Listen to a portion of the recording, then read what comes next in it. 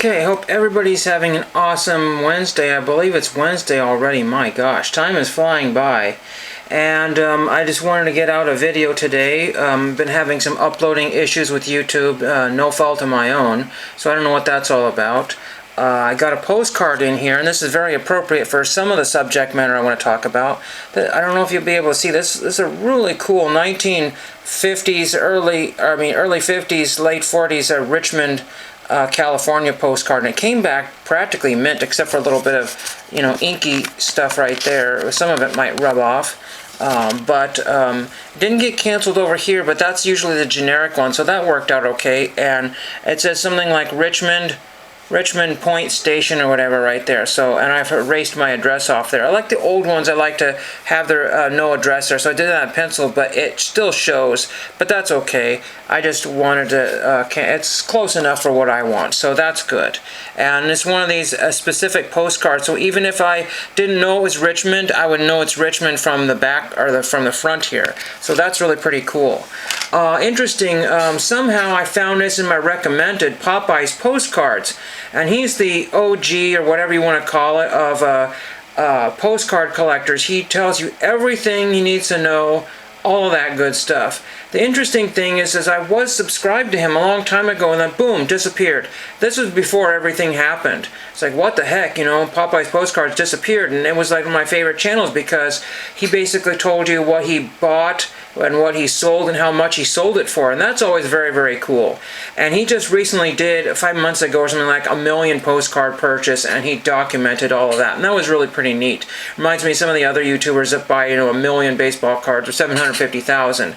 But the interesting thing is I'm looking at his YouTube channel, and the last video was 7 months ago. So I think his channel disappeared, or he deleted it, and then he came back to YouTube. I want to say that's, I think, what happened. I just recently was watching this one here. So sub to Popeye's Postcards if you feel like it. And this is kind of cool.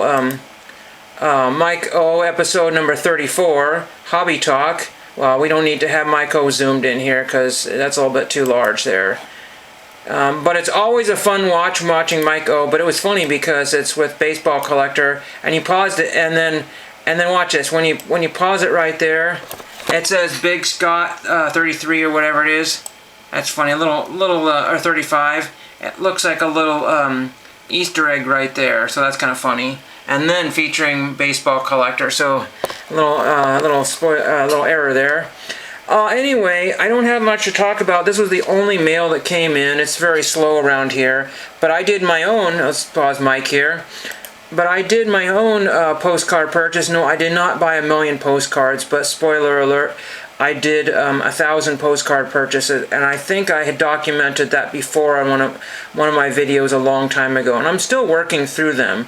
Most of them turned out to be East Coast and Maryland and stuff, but I got from a different vendor this time, and I think I saved 15 or 20 bucks, and this was an auction, and many of the auctions sell for around $50 for 1,000 postcards. Some of them go to $150 depending on what's in there. Some of them go for only $25, and I missed out on many $25 ones. You just never know which one. But there are some of the bigger sellers get the huge traffic. I mean, this postcard seller I bought from has thousands of listings all the time. So how I got it for so cheap, and only $10 for shipping, which is what a deal. So it hopefully will be arriving priority in the next day or two.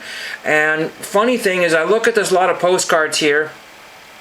I don't have it on the screen here for you, but I looked at this lot here, and I didn't pay much attention to it. I just wanted to buy something. It was one of those more interesting ones because a lot of the lots will show you some of what you're getting, and this is one of those. It showed you some of what you're getting, and then it showed you a majority of not what, it doesn't show a lot of it. Then there was another one that I bid on that had the exact same picture, and that exact same picture has been used for like 2 or 3 years. So I lost out on that one. But this one was interesting because the very first 3 pictures that I saw, this is after I purchased it, mind you. I went back and looked at the listing, and it says, let's take a little look at and the pictures aren't great, so you can't really tell. It's like, wait a minute.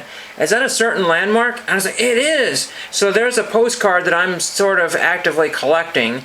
And as you know, with baseball cards, you can find it on the internet for $1 or $15. Because if you're the only one on eBay selling that particular card or postcard, you can charge whatever you want. And then somebody said, well, I guess that's the only card of that one I get, you know, might as well get it. And if you're an overseas buyer and you're getting it from the United States, well, then that makes up for the shipping, and that's why a postcard's 15 cents. Don't kid yourself that these people that sell these cards on eBay and postcards on eBay, like this guy who bought 1 million postcards, I don't know what his cost was, but you have to realize that postcard collectors have told me, either in video chat or in secret, that you want to be around a penny a card, and sometimes even less. And the most they want to be in is 10 cents a card. And that's what it is, you know, 10 cents compared to $1 is the cheapest one on eBay. So they don't make a lot of money on the bulk of it, but there are a few cards that pay for their thing 10 times, 15, 100 times over. If you bought a lot of 1,000 postcards, just think about it. Listed every one on eBay for $1, or $5 a postcard, you'll get a few bites at $5 depending on what they are. I'm just really hoping that it's not a whole bunch of, you know, like Colonial Williamsburg, because then I would be using a lot of those for thank you notes and writing out to baseball teams that still require postcards or whatever to get some free stuff. The postcards never seem to work. Either they just don't get there or they just throw them away as spam. But that's all I have for you today. Check out Mike O's episode number 34. Check out Popeye's Postcards. It's very, very informative. If you know nothing about postcards, this will be just like the first video you watch. You'll say, oh, wow, that's weird. Doesn't look like a valuable postcard. And sure enough, it is. Just the random thing. This Richmond postcard, I'm not even joking, was $1. I don't understand how it got into the dollar pile. It was a buy it now $1 because it's got these 1940s cars here, right here. Really, really cool. Early 50s, late 40s cards there. And it's a specific place. It's the Civic Center in Richmond, California. And it's just amazing because either there was no background there or they blotted it out.